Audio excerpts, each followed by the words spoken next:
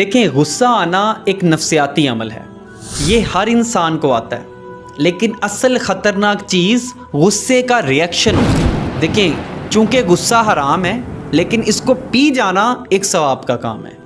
لیکن ریئیکشن کو لے کے یہاں پہ میں ایک بات آپ کے گوشے گزار کرنا چاہوں گا کہ اگر تو آپ سے کمزور شخص آپ کے سامنے ہو نا، تو ہم لوگ کیا کریں گے، اپنے دل کی ساری بھڑاس نکال لیں گے، ہم غصہ کریں گے، اچھا ریئیکشن جو غصے والا ہوتا ہے وہ اس کے اوپر چھوڑیں گے۔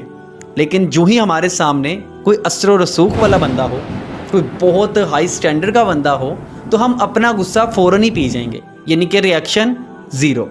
اور یہ مثال میں نے اس لیے دی کیونکہ کئی لوگ کہتے ہیں کہ ہم کوشش کرتے ہیں لیکن یہ ریئیکشن کنٹرول نہیں ہوتا، ہم آپے سے باہر ہو جاتے ہیں۔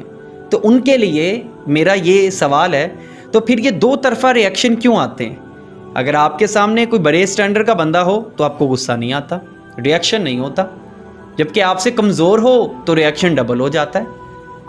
اگر آپ اپنے جذبات کو قابو میں نہیں رکھ سکتے تو پھر یہ دوہرے ایموشنز کہاں سے آتے ہیں؟